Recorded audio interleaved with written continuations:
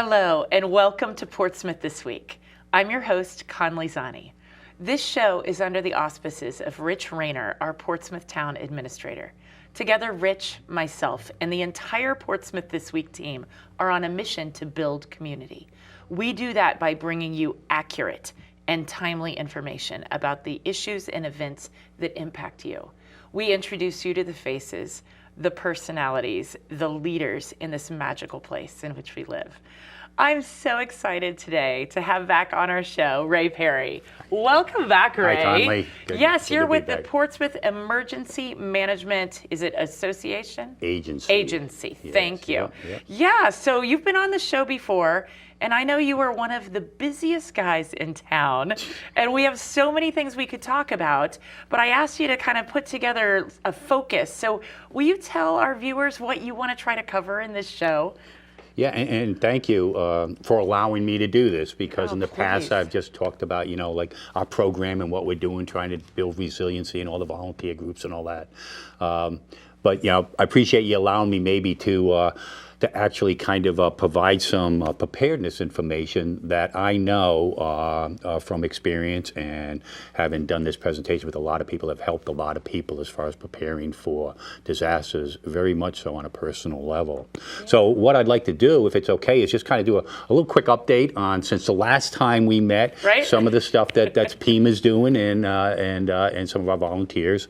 And then I'd like to share maybe a couple of real world stories that happen locally in the New England area, and bring it home for us, right? Yeah, and the results of that, and then relate that to what I really like to talk about is families and even businesses understanding what happens in a disaster and how important their family records, their vital records are.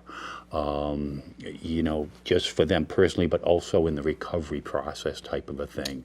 And so just give you some guidance. And there's been a lot of developments actually recently. There's a lot of job aids and tools out there that can actually help families and businesses actually prepare in this area and stuff. Great, I think that's a perfect idea, right? And we've actually, my family, I was in the military, we've actually been doing this since my kids were toddlers. They're all grown up and working now.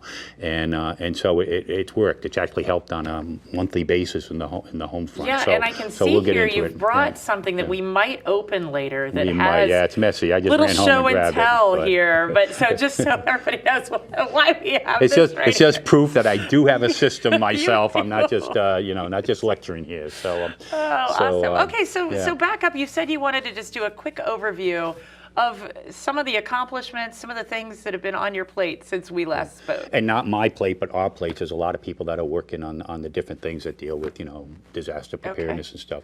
But one of the big things I'm sure a lot of people have heard about is, we're updating our hazard mitigation plan, and we've moved to a regional plan. So it's covering Newport, Middletown, and Portsmouth.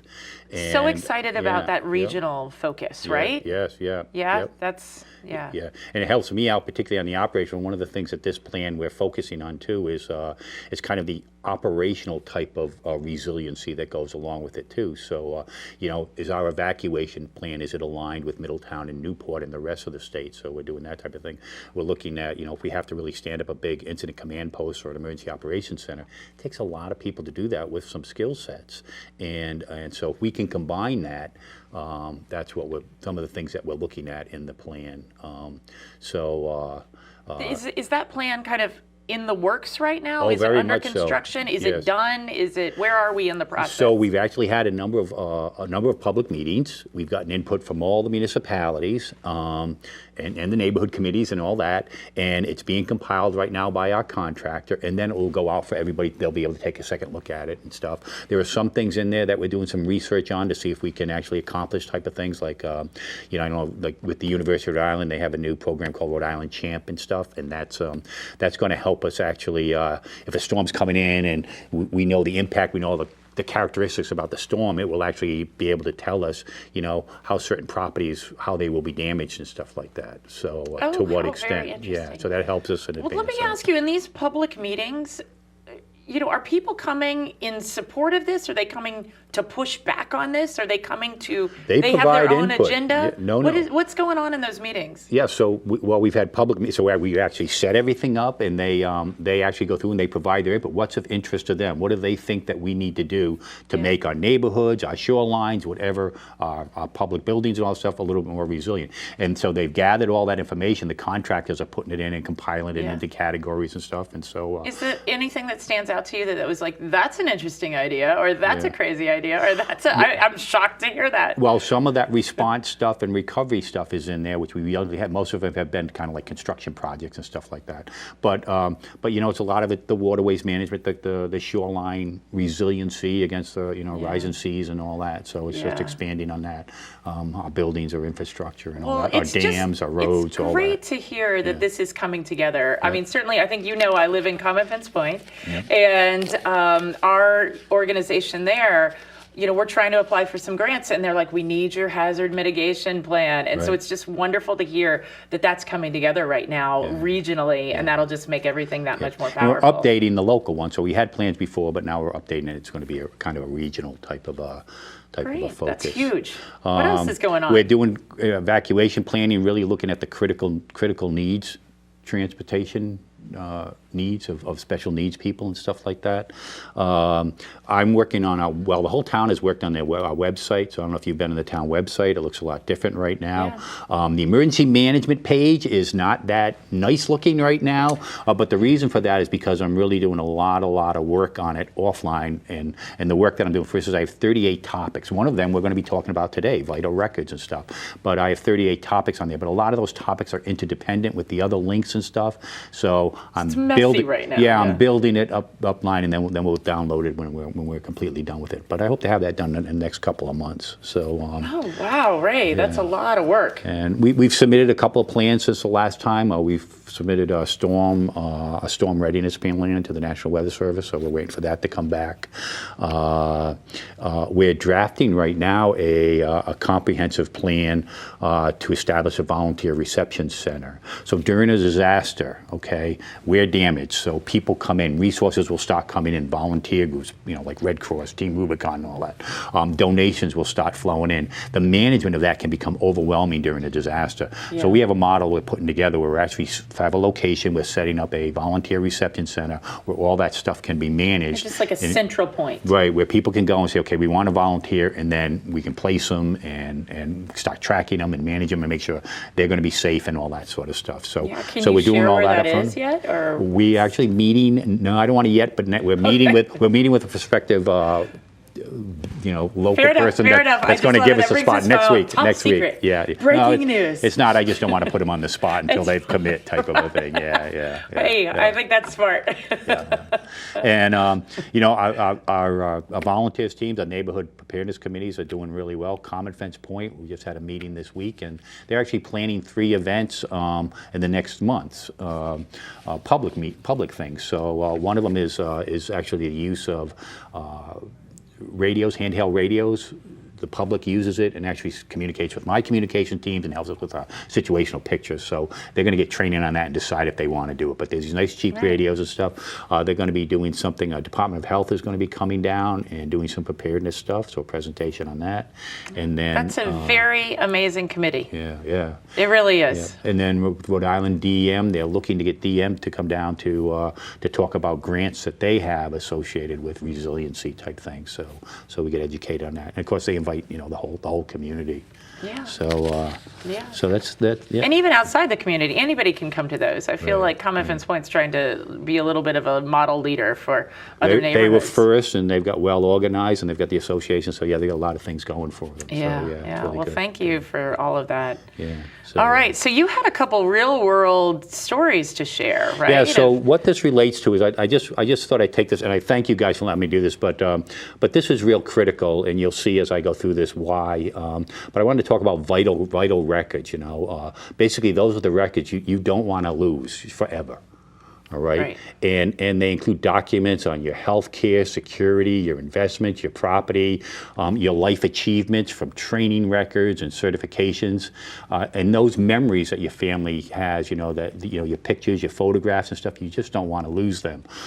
You'll hear after disasters, and you'll hear it on the news a lot, you'll see it, they'll talk to somebody whose house was just wiped away.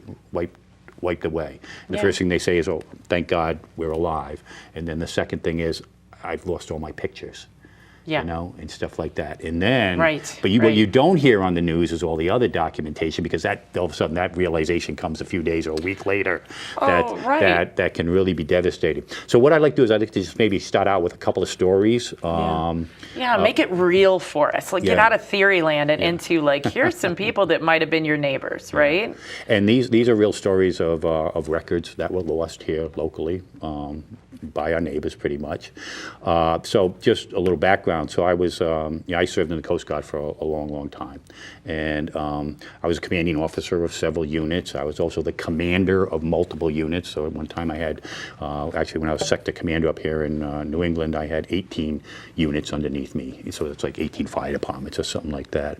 But one of my responsibilities was to perform what we call death notifications. So this was to families of deceased service members, but also to the families of people lost at sea. We weren't able to rescue them. We weren't able to find them and stuff like that. But the other thing that the Coast Guard does is, when we have a marine casualty like that, we do an investigation for cause, because we don't want it to happen again. And that might take about a year or a year and a half. So as a commanding officer, I keep in contact with the families. And so we have two incidents here I'm going to use as an example. We had, when I was a sector commander there, we had a fishing vessel out of New Bedford go off St. George's, and family members were all on the boat, uncles, cousins, the skipper and stuff like that. They were all family members. Wasn't a rough day or anything. Long story short, they bring up a big haul. Something happened. It pulled the boat down. The boat flipped over. 4 people in the crew. 3 people, the boat flipped over. A huge boat, and they didn't even get wet. They crawled up and walked up on the bottom of the hull and stuff. But the skipper did what he was supposed to do. When they're pulling in a net, they're all back on deck. He ran up to the wheelhouse. He got sucked down into the engine. We never found him. Okay, so we did all the search and stuff. Long story short is, I used to be a commercial fisherman before I went into the Coast Guard and stuff. I get along with the fishermen and fishermen families and stuff really well. World. So long story short is, so I was visiting the family one time, and the wife of the captain, who she just lost her husband, beautiful, wonderful, wonderful Portuguese family out of New Bedford and stuff. And she brought me to the house. She showed me this picture of their house when they were in Portugal. It was like a mansion. It was like a mansion on Bellevue Avenue, right? Wow. But they had like three of their families, living in there and stuff. And she told me, she said she had lost her uncle at sea off of South America fishing, and her grandfather. This house was her grandfather's house, and they all lived in there. But he had all the paperwork. He had access to everything. Long story short is, they had to move out of that house for 11 years until they got all the legal stuff squared away on the property ownership and all that sort of stuff. Okay, yeah. Another local thing, I had a cohogger out in Narragansett Bay. Again, this is about 10, 12, 13 years ago. He went overboard, 37 years old, not married, no children or anything like that, single. He went overboard. We never found him. His closest relative was a sister. He owned 3 triple-decker houses in Pawtucket and Cranston, and he was doing pretty well and stuff like that. She struggled for 6 months trying to figure out all the legal stuff associated with that, because they didn't have a records program in place. So if you kind of think of the stuff that's happened with the storms down in South and the hurricanes and the people lost and the amount of property that's been damaged and the loss of the records, it's devastating, okay? So it took them 11 years to kind of figure out. Unwinding and untangling and trying to prove who the owner is or whatever needs to happen, right? And it's just without those records and. So there's this is actually going to be on my website, because I have a specific thing on this topic on vital records and stuff like that. But I'll just kind of throw out there some of the document types that we're talking about, the categories. You know, your financial records from bank statements, income proof, recent utility bills, your insurance documentations, property, your deeds, your titles, legal documents, your wills, power of attorney, your social security cards, all your financial documents, you know, your pet records, your medical information, identification documents from passports, marriage certificates, all that type of stuff. You know, my daughter's adopted, so her adopted papers are in here and all that sort of stuff. Emergency contact lists. You know, again, if that stuff's gone, your house is gone. There was a fire or something, all of a sudden it's all gone. I don't know how to get in touch with them anymore, right? Yeah. And then again, even those sentimental documents, we talk about photos, letters, cards, specific stuff to our family, historical stuff of historical significance, training records and all that. Most of us right now, what we do is we file that stuff all in different files in our house, right? And then we got to go find it. We're looking at which file is it in, right? And so, you know, records of my military service and training and all that sort of stuff. So, so basically the fundamental system is you have kind of a go kit like here. Here's mine. We've used it for many years, and it's got everything in there. We've got a folder. I'm not going to pull it out right now, but it's got a folder and things are tabbed in there, but there's a lot of other things in there, medical records, some pictures of my parents that are original type stuff and my grandparents and things like that. So, so they're all in there. What's nice about this is we've used it for so many years. We actually, the kids know, we update it between Christmas and New Year's, right? So we got kind of a system going, and everybody knows, you know, you have something coming up and the kid needs a document for something. We know it's in there. We're not looking through files. Where did we put it or something like that? So it's actually been a time saver on a day-to-day basis type of a thing. On just the regular kinds of things. And if I won't pull the binder off, there's a binder, so you have like my electric bill. So I have, if that changes, something changes in that or in a bank account or something, then I'll put the most recent. I'm dying to just peek. Can we you just can, peek? yeah. So you got. Okay, yeah. I know our viewers might not really be able to see, but it's full of documents and here. it is messy, and that's reality, but we know everything's in here. So this is like all our passports. These are training certificates, and this is our flood insurance, all our flood insurance papers, medical records, the animals, the dogs' medical records. These are some of my key military stuff. You know, this is this is just medical stuff. All right. Yeah, right. But all those things that I'll need later on, we have extra copies of a lot of our credit cards and things like that. So we have duplicates of all that sort of stuff. And again, like this is the one that we kind of flip on and off. So if something new comes, we'll take the old one out. But you know, military, I served at so many places. I have so many addresses I've been to, but you have to keep track of that because that'll come back. Because they always ask you, right? Yeah. My wife's from Colombia, South America, so her citizenship papers, marriage certificacates, baptism certificate, everything is in here. So wow, anyway, you might be the most organized person I know. It's messy, but great. It's really efficient. And this sits near my front door. Everybody knows that, okay? It's like a go bag. It's a go. What do you call a go kit? A go kit. Yep. A go kit. Yeah. And a lot of this stuff is digitized too. So we'll talk, but it's all digitized. So we duplicated everything also. It's not only online, but a lot of the stuff there my brother has as well. He lives in Florida, not the best place, but you've got that geographical separation so that if I were to lose mine, we have somebody that has access to it, and so that's really critical. That's cool. So the kind of idea is, you know, you want to be able to recover these documents. So you really kind of want to think about, you know, how you're doing it, how you're putting your system together. The other thing too is think about recovery. So if you have a disaster going on, right, and your property is damaged, right, and now you're going to put in for public assistance with FEMA or something like that, it's a good idea to, a lot of people forget about this, but you should have the documentation on your house right now, okay? So obviously we have all our tax information in there and stuff, and we have that online. But what I tell people to do is once a year or whatever, just photograph your property. Okay, if you know a hurricane's going, photograph all around it, your cars, your vehicles, all your valuables and things like that, because you have to prove that was actually damaged by that storm. It wasn't damaged beforehand, right? So that seems burdensome. Well, it's not that hard. I mean, you just kind of photograph it, but it's not hard, but on principle, I have a reaction to that of like, seriously. I've just been in a hurricane. My life's destroyed, and you're like, well, prove it. Like, I just find that obnoxious.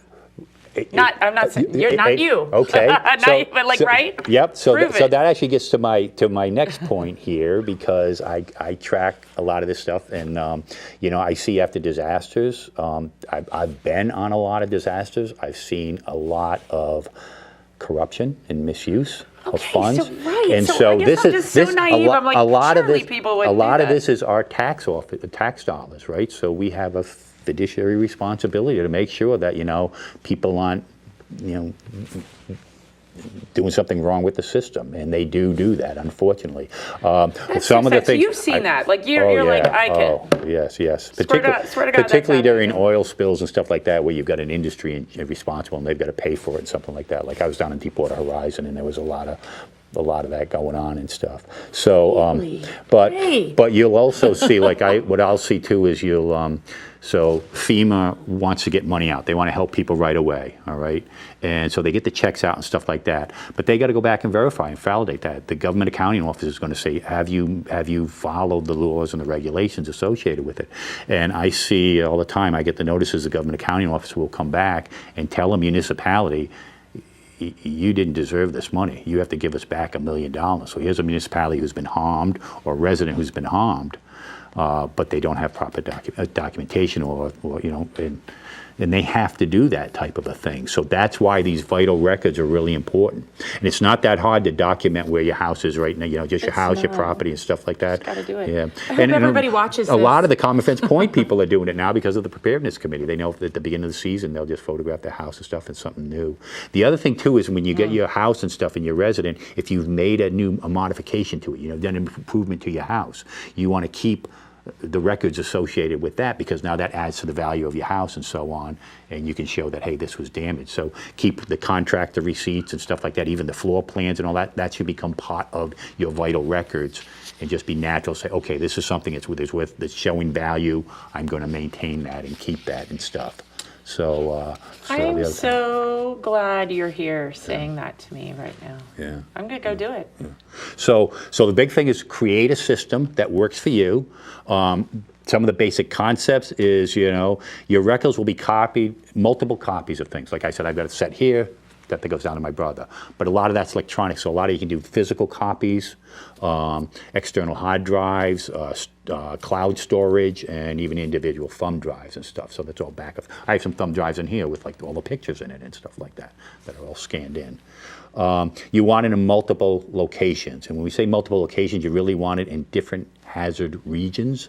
So don't put it just 40 miles away. That's not enough. But if you're in Rhode Island and you've got a family member up in Ohio, that might be a good place to have a copy of some of these things. And you can secure these things. They don't have to have access to it and stuff like that. So there are systems that will actually secure it, and then you can get access to it later on. But you want an easy grab and go. There are Google Drive electronic storage things right now that scan stuff and actually helps with this type of a system. So there's a lot of online tools right now that makes it really easy to keep these documents in order by family member and keeps it secure. And they have what they call legacy plan.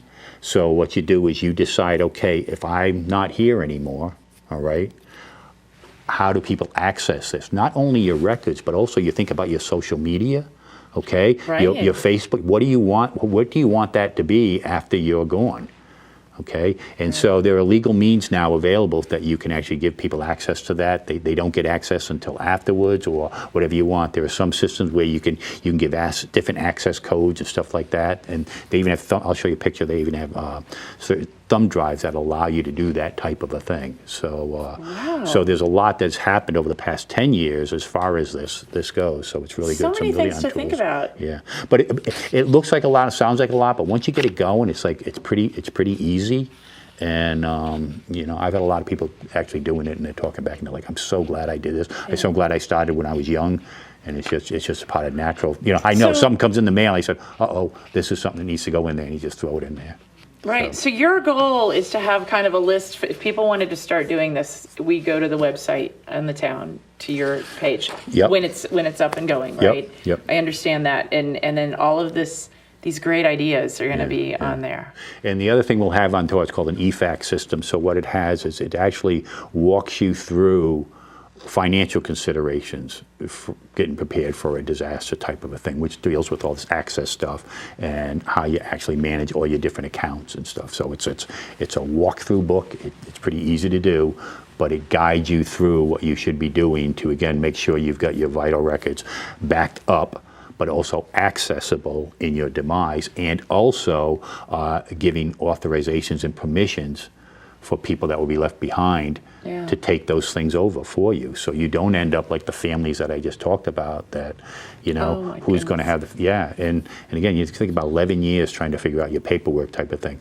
I've talked to people who've been through this, and sometimes they say, I wish if I had to choose between losing all my paperwork and my house.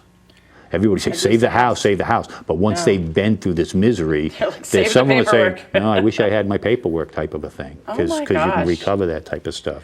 All right, so hey, Ray, believe it or not, you and I just talk and talk and talk. We've got just about 3 minutes left. And I know there's so many things to say. So, kind of as you think about closing remarks and what you want to leave people with, what do you want to hit here in our last couple minutes and together? I think this is just one topic, and we're really trying to do this for pre-event, during event, and this is recovery type of a thing for disasters, and have that on our website and have the tools there for you, and also prioritize, because there is a lot. There is an awful lot to do and to think about, and you're like, what am I going to do? So we've also kind of put it in a priority type of thing. Say, if I'm starting out right now, this is what I would do first. I would recommend for you to do first and stuff like that. And it has to deal a little bit with protecting of your house, but the documents are right up there. And it seems like a lot. It's pretty easy once you get it going.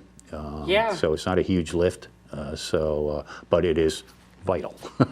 Well, wow. I mean, so impressive. And you said you've got a very large team helping you. Can you just speak a little to that, and like what kind of resources are out there, and who's mobilizing in Portsmouth real quick? So it's, I'm one person. I'm only paid for 20 hours a week.